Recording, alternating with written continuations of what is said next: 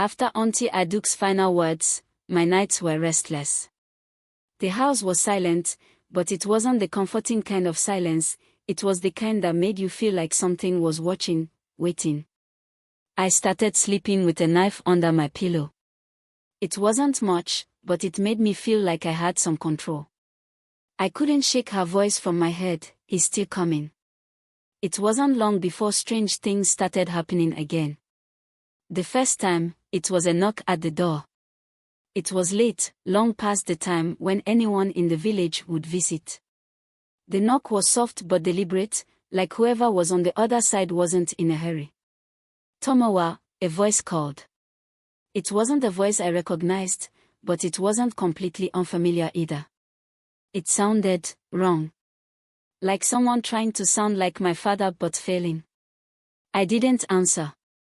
The knocking stopped, but the next morning, I found footprints in the dirt outside the door. They were too big to be human, but too defined to belong to any animal I knew. The next time, it was the chickens. I woke up to find all 3 of them dead, their bodies arranged in a perfect circle in the middle of the compound. Their necks were twisted, but there was no blood, no sign of a struggle.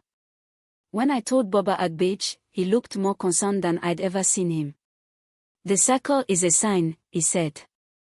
"Whatever she feared, it is marking its territory." "What do I do?" I asked. "Prepare yourself," he said. The next few days were a blur of preparation. Baba Aduke and the elders came to the compound every evening, performing rituals and strengthening the spiritual defenses of the house. They painted symbols on the walls with white chalk and sprinkled protective herbs around the perimeter. But no amount of preparation could stop what came next. It started one night when I woke up to the sound of heavy breathing. It was deep, guttural, and close, like it was right outside my window. I sat up, clutching the knife under my pillow, and listened. The breathing grew louder, and then came the scratching. Slow, deliberate scratches along the wooden walls of the house. I didn't dare move. Then I heard it, footsteps. Heavy, dragging footsteps circling the house. I held my breath, hoping it would go away, but the footsteps stopped at the front door. The knocking started again. This time, it was louder, more insistent. "Tomiwa," the voice called. It wasn't my father's voice anymore. It was deep and echoing, like it came from somewhere far away. The door rattled, and I thought it would break. But then, just as suddenly as it started, it stopped. The silence that followed was worse than the noise. I stayed awake until dawn, gripping the knife so tightly my hand cramped. When the sun finally rose, I opened the door and saw it, a mark burned into the ground outside. It was a circle with a strange symbol in the center, one I'd never seen before. It paused faintly, like it was alive. When I showed it to Baba Aduke, his face went pale. "This is not the work of any spirit I know," he said. "This is something ancient. Something hungry." He told me there was only one way to end it. I had to go back to where it started, the place where Aunty Aduke had made her deal.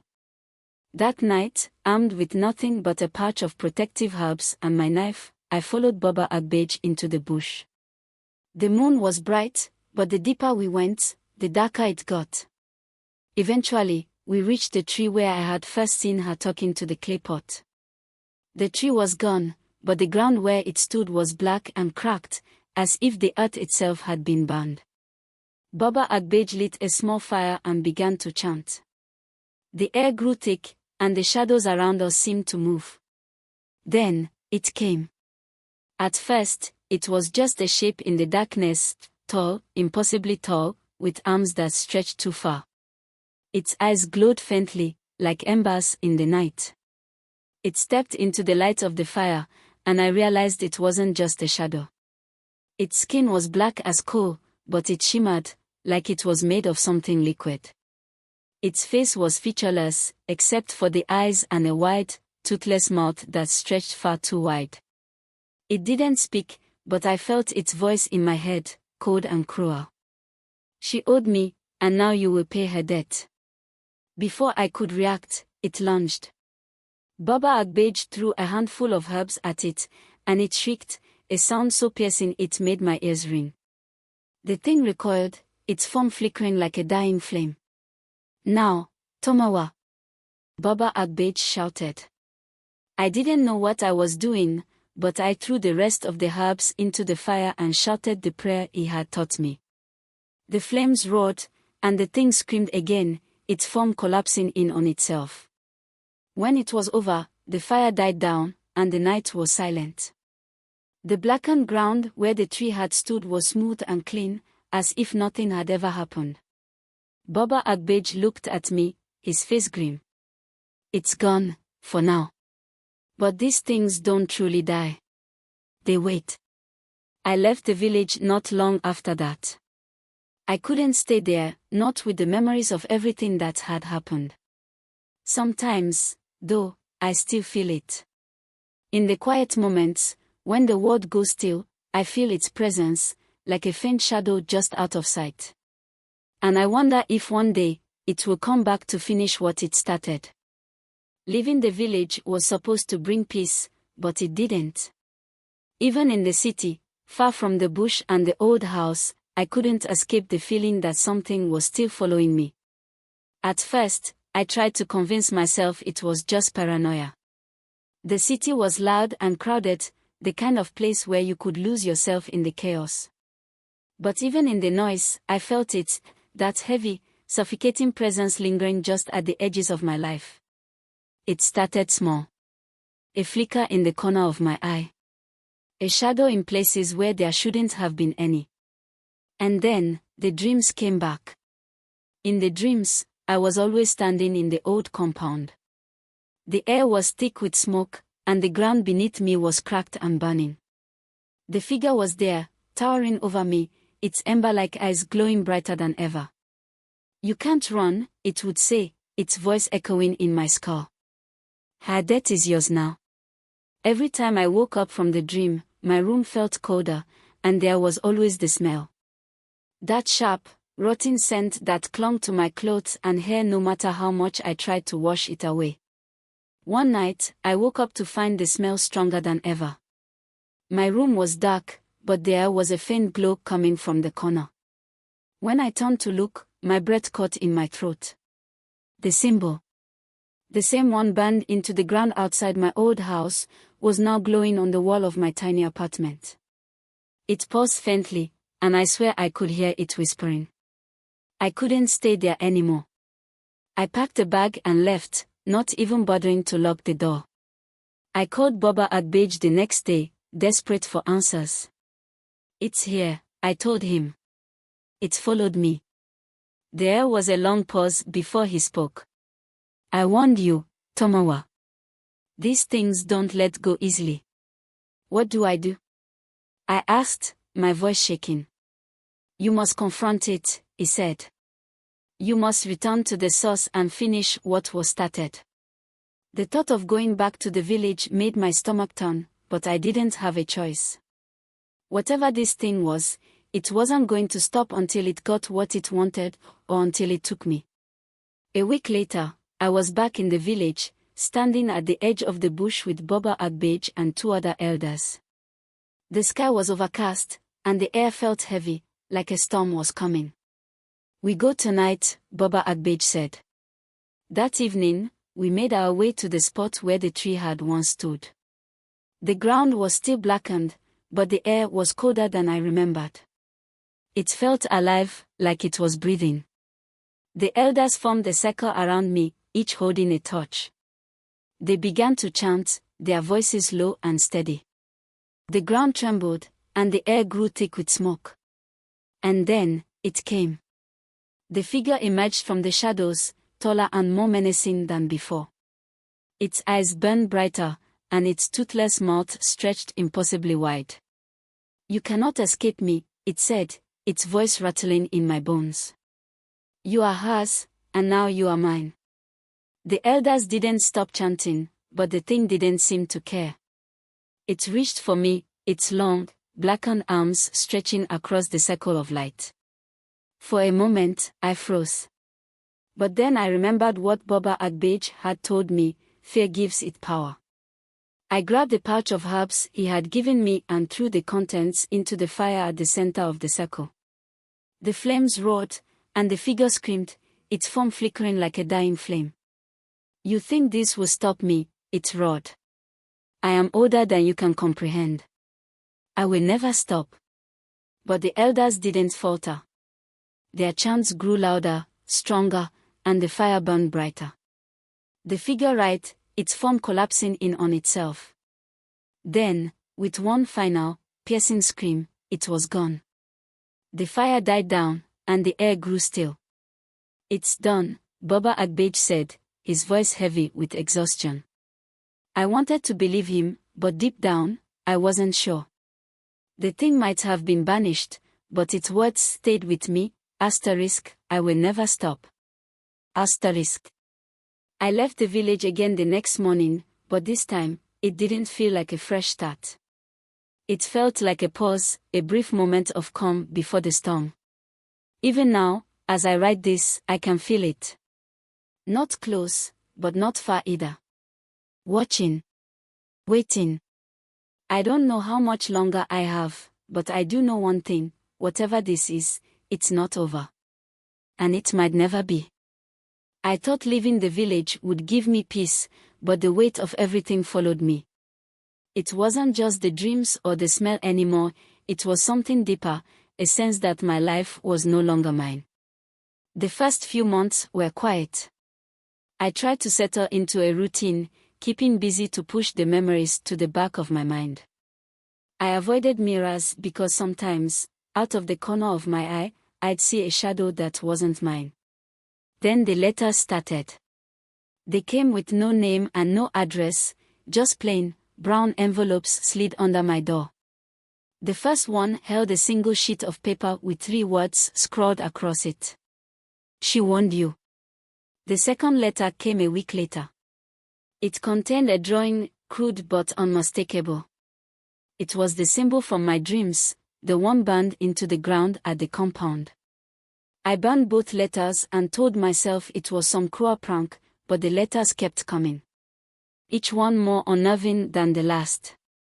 One was filled with strands of black hair tied in a neat bow. Another held dirt, black and cold to the touch, with the faintest scent of rot. I stopped sleeping. Every creak of the floorboards, every shadow, every whisper of wind outside my window felt like a warning. One night, as I sat on the edge of my bed, too afraid to lie down, there was a knock at the door. It was soft at first, but then it grew louder, more insistent. I didn't answer. Tomiwa, a voice called. It wasn't hers. It wasn't the voice from before, either. This one was deeper, colder, and it sent chills through my body. Come outside. I clenched the knife in my hand, my palm slick with sweat. Leave me alone. I shouted, my voice trembling. The voice laughed, a low, guttural sound that made my stomach turn. You can't escape. You never could. The knocking stopped, but when I looked at the door, I saw it, the symbol, burned into the wood, still faintly glowing. That was when I knew I couldn't run anymore. The next day, I called Baba Aduke, but he didn't answer. I tried the elders, the ones who had helped me banish the thing, but their numbers didn't work. It was as if they'd vanished. I was alone. I spent hours researching, looking through old books and forums, desperate for any clue about what this thing was. Most of what I found was vague and confusing, but one story stood out. It talked about a spirit, a collector, that fed on broken promises and unfulfilled debts. Once it was summoned, it couldn't be destroyed, only bargained with. The thought of bargaining with something like that made my skin crawl, but I didn't see another choice. That night, I prepared. I didn't know if it would work, but I gathered what I could: candles, salt, a mirror, and the last of the herbs Baba Aduke had given me. At midnight, I drew a circle on the floor with the salt, lit the candles, and sat in the center.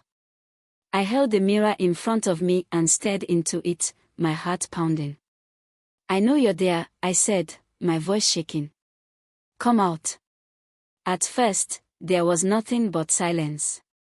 Then, the candles flickered, and the air grew cold. The shadows in the room shifted, and the mirror began to fog, even though the room was warm. Its reflection didn't match mine. The figure loomed behind me in the glass, its ember-like eyes glowing. "You finally called," it said, its voice like gravel. "I want to end this," I said, my voice cracking. "What do you want?" It tilted its head, its wide, toothless mouth stretching into what I can only describe as a mockery of a smile. "What I want," it repeated. "Everything." I didn't understand at first. "What do you mean?" "You inherited her debt," it said. "Her soul. Her promises. You are her now. And you will fulfill the bargain she made." "What was the bargain?" I asked. It leaned closer, its face filling the mirror. "She promised me a life. A soul, willingly given. She failed. Now it's your turn." I stared at it, my heart racing. "What if I refuse?" Its laugh rattled the walls. "You can refuse, but you know what happens then. I take what I'm owed. And you, your family, your bloodline, everything, will be mine." The room grew darker, and I felt its presence pressing down on me. "Choose, Tomiwa," it whispered. "The easy way, or the hard way?" I didn't answer. I couldn't. My hands shook, and my mind raced, but no matter how hard I thought, I couldn't find a way out. The thing in the mirror leaned back, its form dissolving into shadows. "I'll give you time to think," it said. "But not much. The debt will be paid, one way or another." When the room returned to normal, I sat in the circle for hours, staring at the empty mirror. I don't know what to do. Do I give it what it wants? Or do I fight it again, knowing this time, I might not survive? I don't know how this will end. But one thing is clear, it's not over. Not yet. I couldn't sleep after the encounter with the thing in the mirror. The choices it gave me felt like a trap either way. Sacrifice myself willingly, or fight and risk everything, my life, my family, my bloodline. The following days were filled with dread. I tried everything I could think of, more research, prayers, reaching out to anyone who might help, but it felt like the world had closed in around me. And then, the dreams started again. In them, I was back at the burned spot in the bush. The figure stood there, watching me, its ember eyes glowing brighter than ever. But this time, I wasn't alone.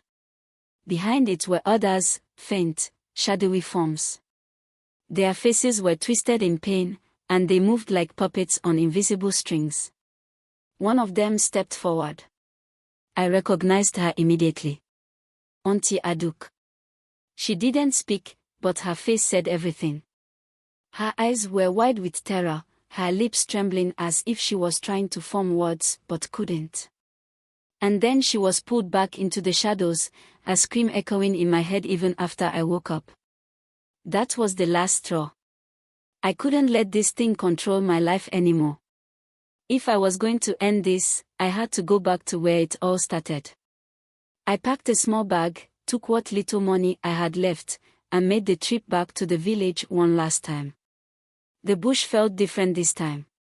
It wasn't just the silence or the stillness, it was the weight of the place, like the earth itself was holding its breath. I stood at the spot where the tree had once been, the blackened ground cold beneath my feet. I carried only the mirror, the pouch of herbs, and a small bowl filled with oil. I didn't call it this time. I didn't need to. It came on its own. The air grew thick, and the shadows around me stretched and twisted. The thing emerged from the darkness, taller and more menacing than ever. Its form flickered like smoke, its eyes burning into me. You've returned, it said, its voice low and mocking. Have you made your choice? I swallowed hard, my hands trembling. I'm not giving you my soul, I said. Its laugh shook the ground beneath me. Then you have nothing to bargain with. I stepped closer to the fire I'd built in the center of the clearing. Maybe not, I said, but you have something to lose too, don't you? Its form stilled, and for the first time, I saw something like hesitation in its eyes. What do you mean? I held up the mirror, the same one it had appeared in before. This is a doorway, isn't it? A connection between your world and mine. The thing didn't respond, but the flicker in its form told me I was right. I placed the mirror on the ground and poured the oil over it. You want me? I said. Then you have to come and take me, but if you do, I'll destroy this. The thing's form shifted, growing larger and darker. You wouldn't dare, it hissed. I lit a match and held it over the mirror. Try me. For a moment, everything was still. The air was thick with tension, and I could feel the thing's rage boiling around me. But then, it laughed, a low, cruel sound that made my skin crawl. You think you're clever, it said. But this isn't over. You'll see me again, Tomiwa. You always will. Its form began to fade, dissolving into the shadows. The air grew lighter, and the oppressive weight lifted. I waited until I was sure it was gone, then dropped the match onto the mirror. The oil caught fire, and the glass cracked, splitting into jagged pieces. I don't know if I truly defeated it that night, or if I just bought myself more time. But since then, the dreams have stopped. The shadows no longer move on their own, and the smell of rot has faded. I still feel its presence sometimes, like a faint whisper in the back of my mind. But I've made peace with it. I know it's not over. It might never be. But for now, I'm free. And that's enough. For anyone reading this, be careful what you invite into your life. Some deaths don't end, even in death. And some doors, once opened, can never be closed. There are a lot of lessons to be learned from this story. I would love to hear your opinion in comment section. Thank you for watching, and please don't forget to like, share, and press the red button to subscribe to my channel. Bye.